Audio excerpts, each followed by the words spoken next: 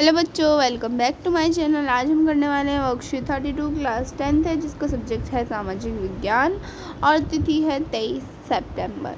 आज हम पढ़ेंगे यूरोप में राष्ट्रवाद का उदय, ठीक है, जिसके बारे में आज हम पढ़ने वाले हैं। तो चलिए पढ़ते हैं। सबसे पहले हमें यहाँ पर दिया है ब्रिटेन का एकीकरण। राष्ट्रवाद किसी उथल पुथल या क्रांति का परिणाम नहीं, अपितु एक लंबी चलने वाली प्रक्रिया का परिणाम है, ठीक है। उसके बाद 18वीं शताब्दी के पूर्व ब्रिटेन एक राष्ट्र राज्य नहीं था, यानी कि एक राष्ट्र राज्य वो नहीं था।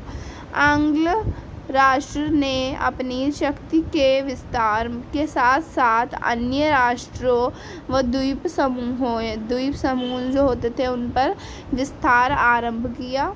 1688 में संसद ने राष्ट्रतंत्र के शक्तियों को ले लिया, ठीक है। उसके बाद 1707 में इंग्लैंड और स्कॉटलैंड को मिलाकर यूनाइटेड किंगडम का नाम हमने सुना है ना, ऑफ ब्रिटेन का गठन किया, यानी कि उसका गठन हुआ। 1789 में हुए असफल विद्रोह, यानी कि एक विद्रोह हुआ था जो असफल रहा था। विद्रोह के बाद 1801 में आयरलैंड को बलपूर्वक यूनाइटेड किंगडम में शामिल कर लिया गया, ठीक है, उसे शामिल कर लिया गया। उसके बाद नए ब्रिटेन का प्रतीक, यानी कि जो नया ब्रिटेन था उसका जो साइन था, प्रतीक चिन्हों को खूब बढ़ावा दिया गया, यानी कि उसमें जो साइन बनाए गए होंगे उन्हें बहुत बढ़ावा मिला। उसके बाद आगे बढ़ते हैं। आगे हमें दिया है यूनान के स्वतंत्रता संघर्ष, तो इसके बारे में पढ़ लेते हैं। चलिए, यूनान ओटोमन साम्राज्य का हिस्सा 15वीं शताब्दी से था, यानी कि 15वीं शताब्दी से था। क्रांतिकारी राष्ट्रवाद 1789 में फ्रांसीसी क्रांति के उपरांत, यानी कि उसके बाद उदय ने यूनानी लोगों के मन में स्वतंत्रता की भावना को प्रज्वलित किया, यानी कि उसे प्रज्वलित किया। और 1821 से वहाँ स्वतंत्रता के लिए संघर्ष शुरू हुआ। यूनान के लोगों को निर्वासन में रह रहे यूनानियों के साथ साथ पश्चिमी यूरोपियों के लोगों का भी समर्थन मिला, यानी कि उन्होंने भी साथ दिया। उसके बाद विभिन्न कवियों और कलाकारों ने भी स्वतंत्रता के साथ जनमत निर्माण में अपनी महत्वपूर्ण भूमिका निभाई, यानी कि अपनी जो महत्वपूर्ण भूमिका थी वो निभाई थी। अंग्रेजी ने कवि लॉर्ड बायरन ने धनराशि एकत्र की एवं वे युद्ध के लिए भी गए, जहां 1824 में बुखार से उनकी मृत्यु हो गई, यानी कि 1824 में बुखार से उनकी मृत्यु हो गई। 1832 में कुस्तुनतुनिया की संधि ने यूनान को एक स्वतंत्र राज्य के रूप में मान्यता प्रदान की, यानी कि उन्हें फिर एक स्वतंत्र राज्य की जो मान्यता थी वो प्रदान हो गई थी। उसके बाद है राष्ट्रवादी और साम्राज्यवाद। बाल्कन समस्या। बाल्कन भौगोलिक एवं नृजातिक रूप से विभिन्नताओं का क्षेत्र था, जिसमें आधुनिक रोमानिया, बल्गारिया, अल्बेनिया, ग्रीस और मकदूनिया, क्रोएशिया, एलोविनिया, सर्बिया आदि शामिल थे। इन क्षेत्रों में रहने वाले मूल निवासियों को स्लाव कहा जाता था, यानी कि स्लाव कहा जाता था, स्लाव, ठीक है। उसके बाद बाल्कन क्षेत्र का एक बड़ा हिस्सा ओटोमन साम्राज्य में नियंत्रण में था, यानी कि किसके नियंत्रण में था? ओटोमन साम्राज्य। बाल्कन राज्य में रोमानी राष्ट्रवाद के फैलने और ओटोमन साम्राज्य के विघटन में से स्थित काफ़ी विस्फोटक हो गई, यानी कि बहुत ज़्यादा फैली। एक के बाद एक उसके अधीन यूरोपीय राष्ट्रें उसके चंगुल से निकलकर स्वतंत्रता की घोषणा करने लगी, यानी कि सभी एक एक करके स्वतंत्र होने लगे।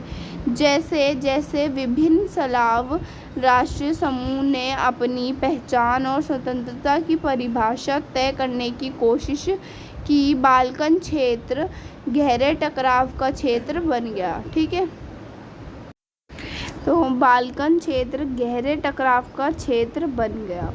हर एक बाल्कन प्रदेश अपने लिए ज़्यादा इलाके की चाह रखता था, यानी कि वो सोचता था कि मेरे पास ज़्यादा इलाका है।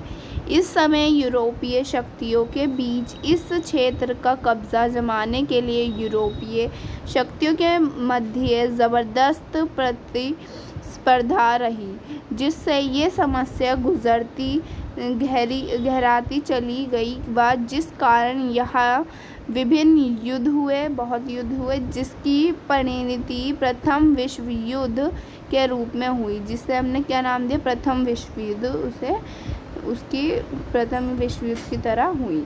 उसके बाद हमसे कुछ प्रश्न पूछे हैं, तो उसके उत्तर देने हैं। तो जैसा कि पहले प्रश्न में पूछा है, यदि आप कवि लॉर्ड बायरन की जगह होते तो यूनान के स्वतंत्रता संघर्ष में किस प्रकार भूमिका निभाते, तो इसका उत्तर है, ये रहा हमारा पहला उत्तर, जिस प्रकार कवि लॉर्ड ने देश के लिए संघर्ष किया था, उसी प्रकार देश को आज़ाद करने के लिए संघर्ष करते और सभी को संघर्ष करने के लिए प्रेरित करते। ठीक है, तो ये हो गया हमारा पहला आंसर। उसके बाद दूसरा प्रश्न में पूछा है, ब्रिटेन का राष्ट्रवाद किसी उथल पुथल या क्रांति का नहीं, अपितु एक लंबी चलने वाली प्रक्रिया का परिणाम था। विवेचना कीजिए, इसकी विवेचना करनी है, विवेचना। तो ये रहा हमारा उत्तर 2। ब्रिटेन का राष्ट्रवाद किससे उथल पुथल या क्रांति अपितु एक लंबी चलने वाली प्रक्रिया का परिणाम है, जैसे कि निम्नलिखित। पहला, पहले निर्जातीय पहचान, राष्ट्र की अहमियत व सत्ता में वृद्धि। 1688 में राजतंत्र से संसद द्वारा ताकत छीना जाना।